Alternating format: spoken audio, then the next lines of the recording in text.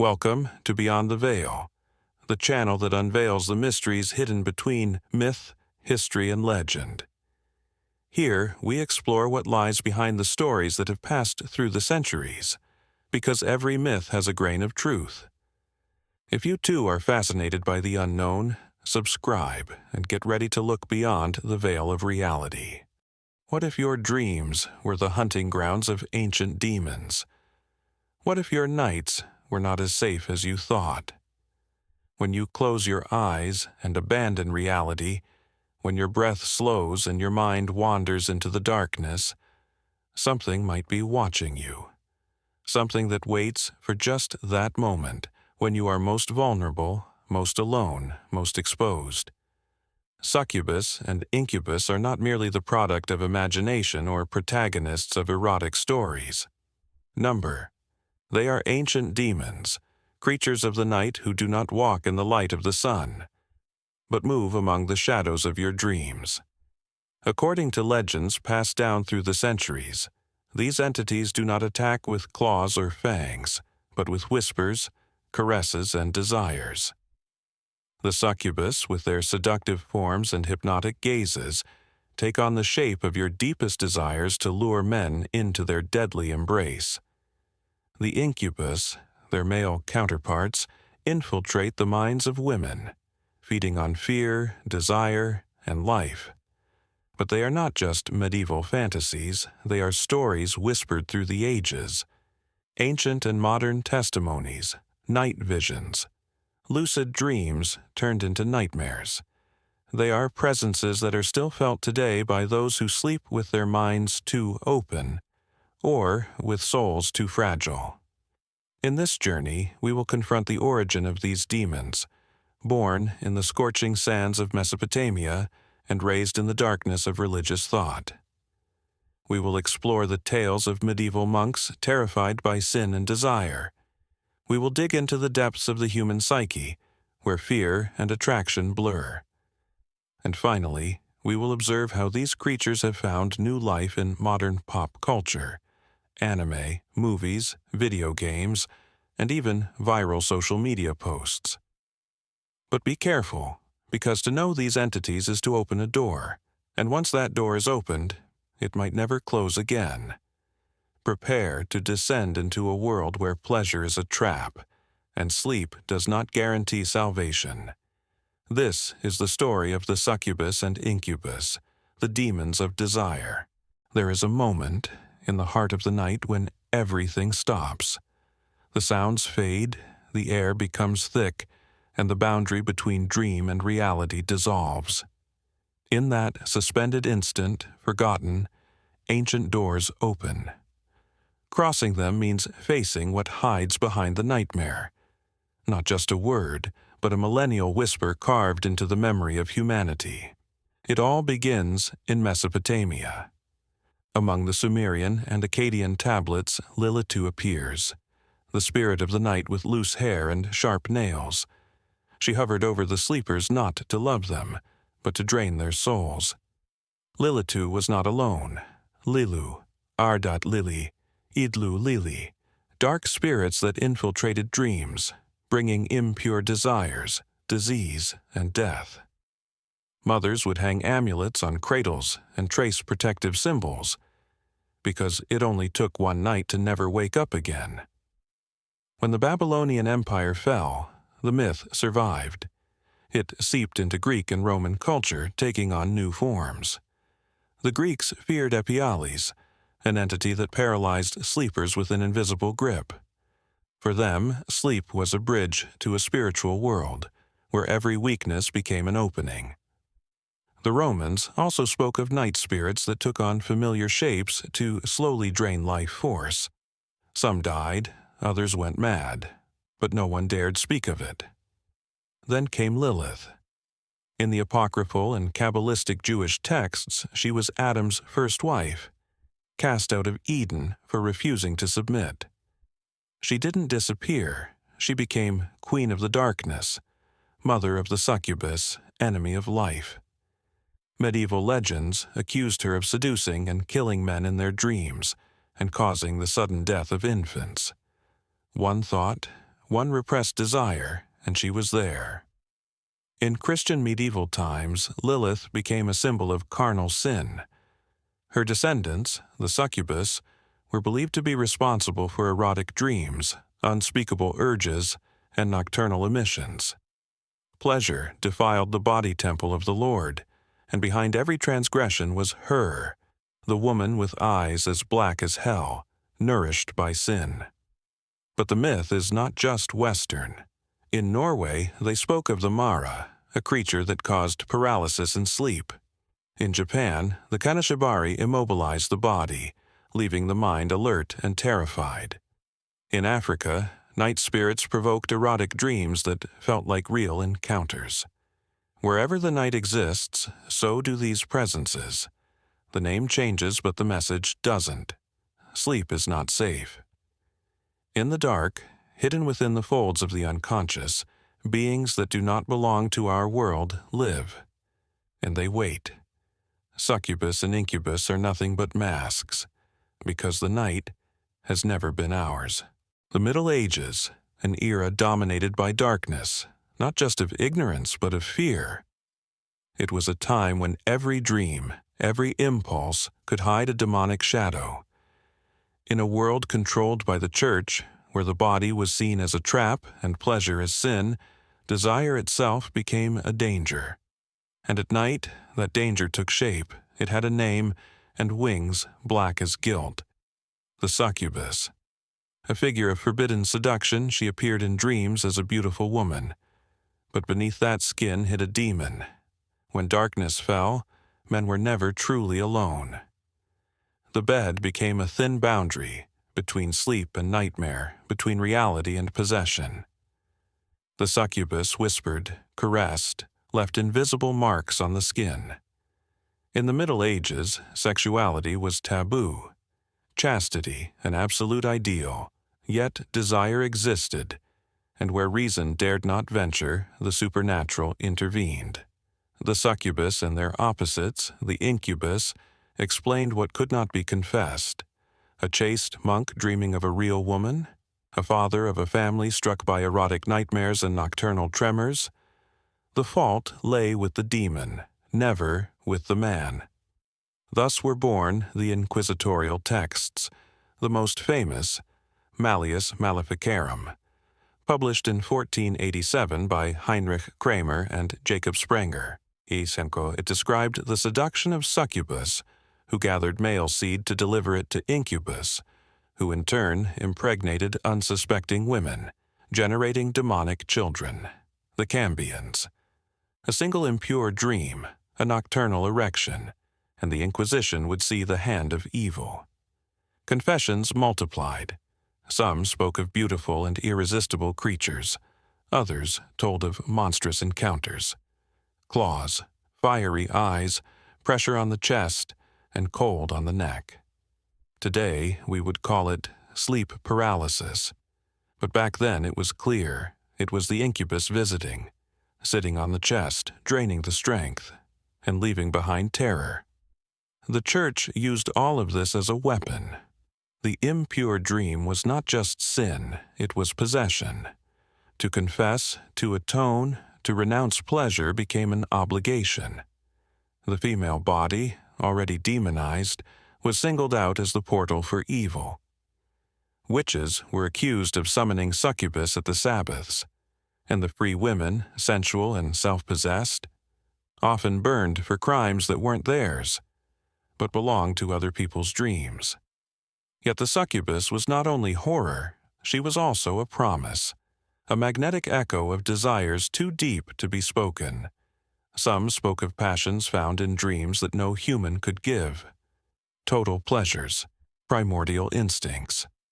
Thus, the demon became a secret, a cursed blessing, something no one really wanted to lose. The Middle Ages sought to chain desire, but in dreams the demons kept dancing, invisible, unstoppable, because no inquisition can control what is born in the shadow of the mind. And when the night falls, perhaps those demons never really left.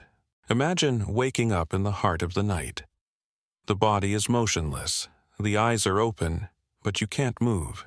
The breath is heavy. You sense something in the room, or worse, on you.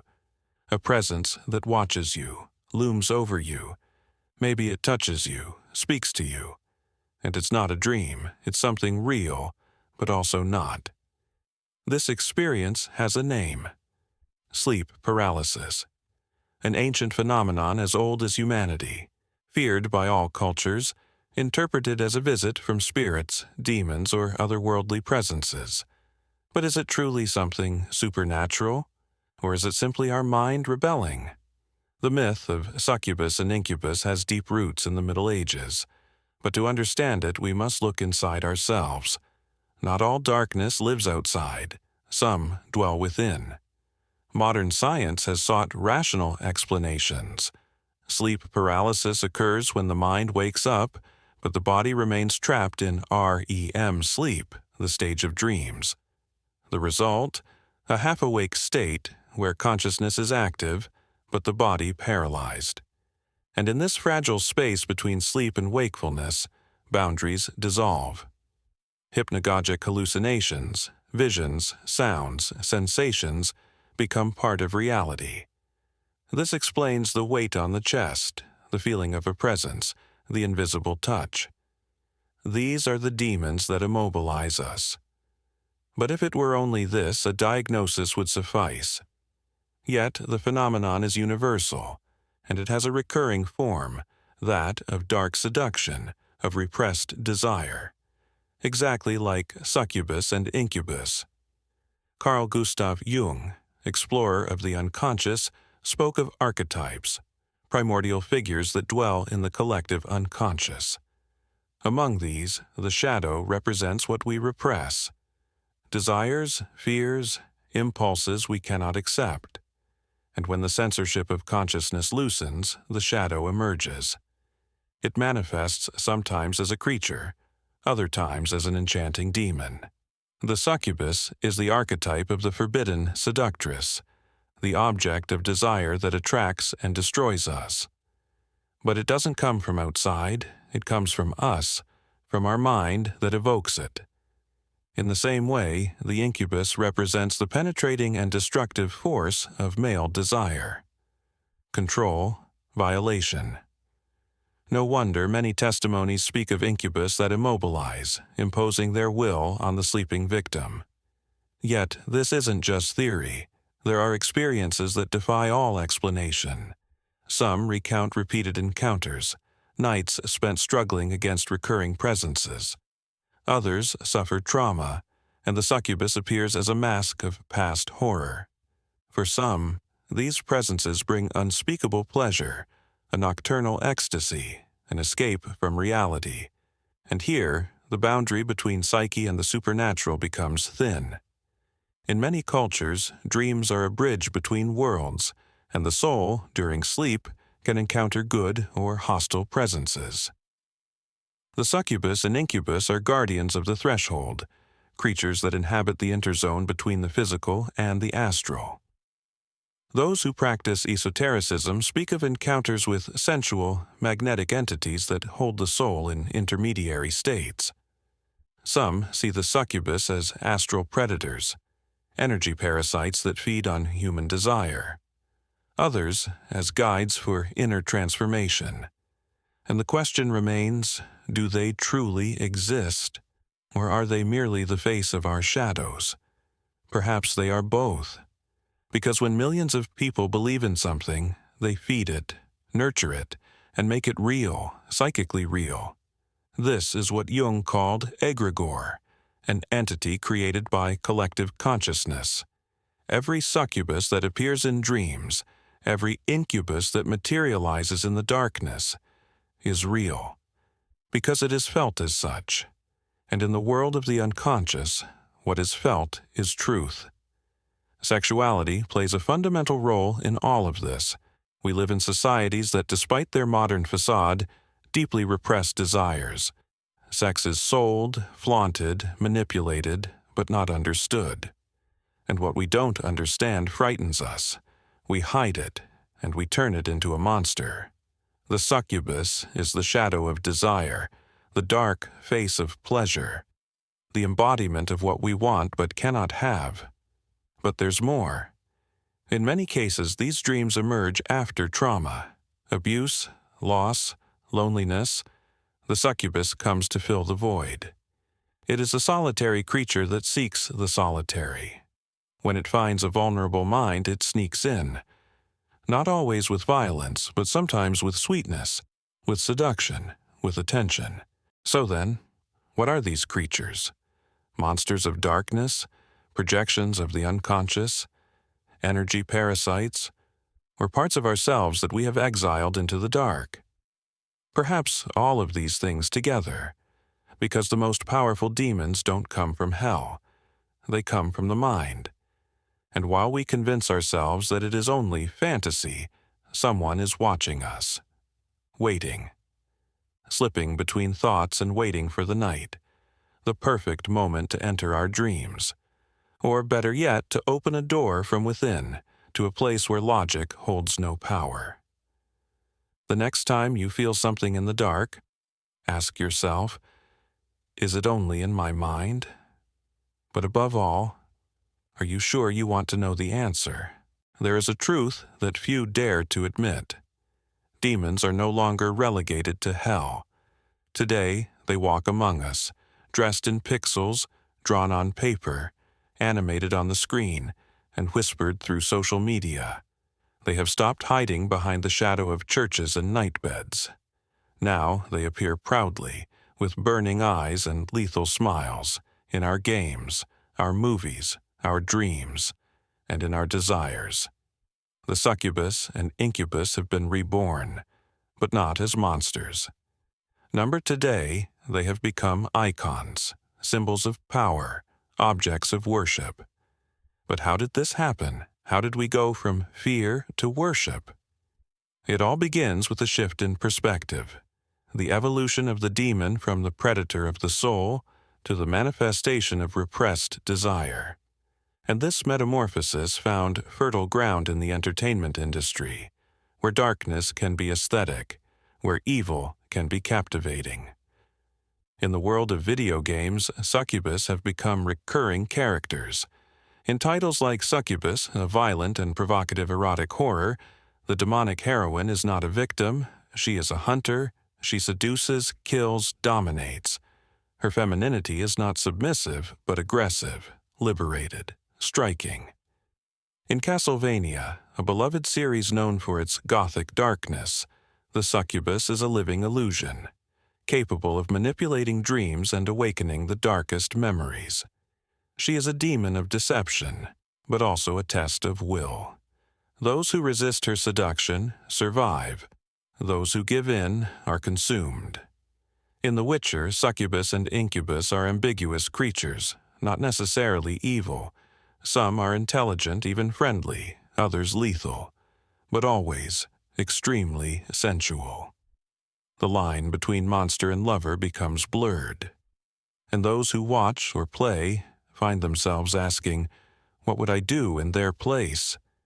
Then there's World of Warcraft, where the succubus is one of the warlock's most famous summons, a creature with demonic curves, a whip in hand, an enchanting gaze, a feared and desired fighter. She's not an illusion, she's a war companion, a dominatrix. The message is clear. The demon figure is no longer just a symbol of sin, but of power, of control, of sexual freedom. And this shift doesn't stop at video games. In comics and anime, succubus multiply. In Rosario plus Vampire, High School DxD, and Momonosei, the demonic figure is often a captivating student, a queen of darkness, or a disguised deity.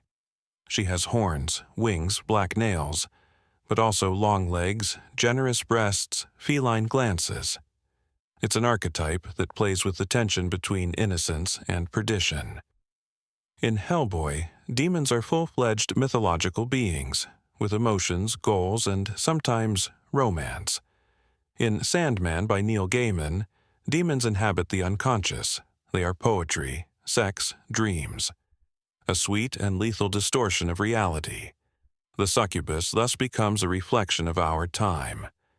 In an era of subtle repression and shouted desires, it takes the form of permitted transgression, the forbidden dream granted. But the most unsettling change has happened on social media. On TikTok, the phenomenon has taken off.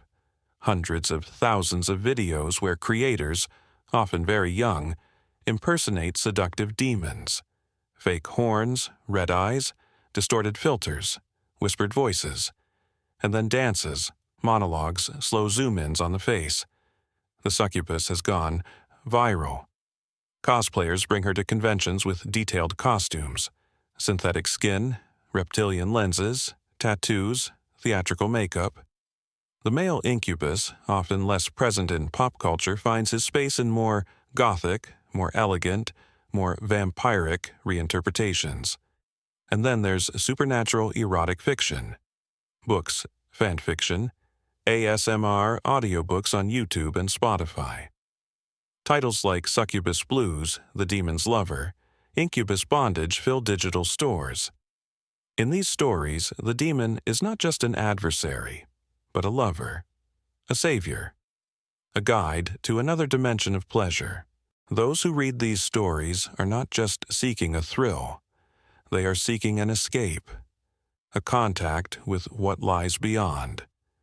The succubus, after all, is still what she was in the myths, a threshold between the known and the unknown, between flesh and spirit, between light and darkness. Only now, she's beautiful, desirable, accepted. The dark allure has become aesthetic, damnation has become glamorous.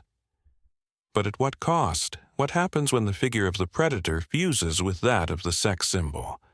When the monster is also the erotic dream?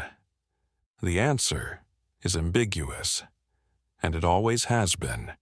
Because, in the end, succubus and incubus have never been just demons.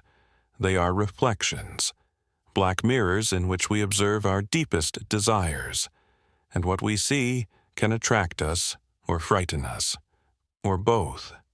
Pop culture has only amplified this ambivalence. It has given a face, a voice, a story to what was once only a whisper in the night. But it has never fully domesticated them, because even if they dance on TikTok today, they remain creatures of the dream, and the dream, as we know, cannot be controlled, only traversed. And you? Have you ever seen a demon on your screen? Or perhaps your screen is just the door to the darkness you have summoned yourself. Have you ever felt a breath on your neck while sleeping when you knew you were alone? Have you ever sensed a presence, invisible but undeniable, crouching on your chest, watching you in the dark? It's not just imagination, or at least that's what thousands of testimonies say. Although science talks about sleep paralysis, hypnagogic hallucinations, and altered states of consciousness, there exists a dark corner of the digital world where rational explanations aren't enough, where people talk about real encounters with nocturnal demons. They call them succubus, incubus, spirits, shadows, and they say they are not just dreams, but terribly concrete experiences, capable of changing forever those who live them. Let's begin our journey into the most unsettling corners of the web. On Reddit, thousands of users share stories that go beyond unease. Some describe waking up suddenly with a black figure on their chest, an inability to move, intense cold in the room, and a whisper near their ear. Some speak of forced sex during a dream, of pleasure and terror mixed into one disturbing sensation. Others feel invisible hands sliding over their bodies. And this isn't erotic fantasy. It's terror that dominates. It's the invasion of intimacy by the unknown. One chilling story comes from the r/paranormal thread, posted by an anonymous user. Every night at 3:33, I'd hear knocking on my window. I live on the 5th floor. Then I started dreaming of a woman with completely black eyes. She would speak to me, but her mouth didn't move. When I woke up, I was sweating and had scratches on my chest. Another user on r/nosleep tells, I woke up one night and saw her. Sitting on my chest, she had pale skin and black wings. I couldn't move. She spoke to me in my mind. She said, "Don't fear me. I'm here to complete you." Then she vanished. But since then, I dream of her. Always. These stories are not isolated. Occult forums, spaces dedicated to demonology, paranormal experience blogs, YouTube interviews, and Netflix documentaries report similar cases from all over the world, with often identical details, despite differing cultures. In Brazil, she's called pisadeira, a witch who sits on men's chests and torments them. In Japan, there's kanashibari, the sensation of being immobilized during sleep by a spirit. In Nigeria, they speak of wife or husband spirits, entities that attach to a person and possess them at night. And everywhere, the same symptoms return: immobility, dark presence, sexual or suffocating sensations. But these aren't just dreams. In some testimonies, people wake up with physical marks, bruises, scratches, or even cuts. Medical explanations point to involuntary movements, sleep disorders. But those who've lived through these experiences are not always convinced. For many, it was the beginning of a recurring nightmare, or worse, the opening of a bond with an entity. Some say they sought help from priests, shamans, and psychics. In a documentary aired on an American occult channel, a woman tearfully recounts, "I thought it was stress, but I saw her every night. She got more and more real, a beautiful woman with long hair. I felt her inside me. One night I screamed so much that the neighbors called the police. Since then, I've never slept without a light on." Some seek protection. Crucifixes, salt, amulets, purification rites. But the sense of persecution remains. Because according to those who believe in these encounters, once a succubus has chosen you, it doesn't let you go. Even some folklore experts and anthropologists have started to take these stories seriously. Not to prove the existence of demons, but to investigate the persistence of the myth. Because, they ask, why do so many people around the world share similar experiences with the same elements? Is it a cultural remnant, a collective archetype, or something more? The doubt remains suspended. Even in the most popular paranormal podcasts, entire episodes are devoted to Succubus and Incubus. Interviews with survivors, discussions between demonologists, psychiatrists, and mediums. But no one has definite answers, only theories. Yet, there is one striking fact. Many of those who share these experiences didn't want to talk about it. Out of shame, out of fear of being called crazy. But in the end, they opened up. Because they felt the need to release it. To shout to the world, "It happened, and I don't know what it was." The web is now the new grimoire. And every post, every story, every video is an invocation. For some, it's just disturbed erotic fantasies. For others, signs of a rift between worlds. And then you ask yourself again, is it possible to encounter one? The answer might already be next to you, in the moment you dream, in that thin boundary between body and soul. When you feel watched, but see nothing. When your heart races for no reason. When you wake up and feel that something has passed, but you can't remember what. Maybe it was just a bad dream, or maybe it was a guest. Why do we continue to fear them? And deep down, to desire them? Succubus and Incubus are not just ancient figures, monsters summoned by medieval superstition. No, they are something deeper. They are a mirror. A dark reflection of who we are, and of what we fear we might become. We live in an age of rationality, technology, control. But every night when we turn off the lights, when we surrender to sleep, another part of us takes over. An older, more primitive part that remembers. It remembers pleasure, desire, guilt. It remembers the thrill of the forbidden. It is there that they live. The succubus, the incubus. Creatures that don't need flesh to exist. All they need are our thoughts, our dreams, our guilty feelings. They feed on what we hide, the instincts we repress, the fantasies we deny, the desires we censor. They are the meeting point between the rational and the irrational, between the science of the brain and the abyss of the soul. Carl Jung spoke of archetypes, of shadows, of those inner figures that represent what we refuse to see.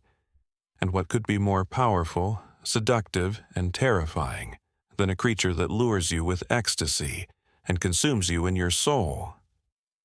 Succubus and incubus are demons of desire, but not just in an erotic sense. Desire as yearning, as lack, as temptation. They are the personified form of every impulse that scares us, precisely because it attracts us.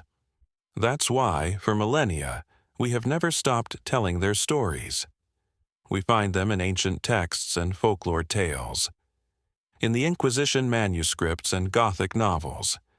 Today, we find them in video games, anime, horror movies, and even in TikTok posts, sensual cosplays, and erotic stories on Wattpad. We've transformed the demon into a symbol. We've made it our own, but the shadow remains. And the more we deny it, the stronger it becomes. And it is here, at the end of our journey, that we must ask ourselves one question. What if we don't really want to get rid of them? What if the allure of succubus and incubus is not just fear, but a desire to surrender, to give up control, to feel, if only for a moment, the vertigo of the abyss? Perhaps that's why they continue to return. Perhaps they've never truly left.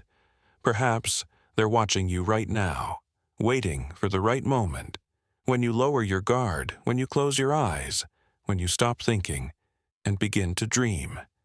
Because that's where they will find you. In the darkness of sleep, in the silence of the darkest hours. And so, let me end with one simple, final question. If you could summon a succubus or an incubus, would you? And if this journey into the abyss has captivated you, leave a like to feed the shadow. Subscribe to the channel so you don't miss the next dark tales. And remember, dreams are not always just dreams.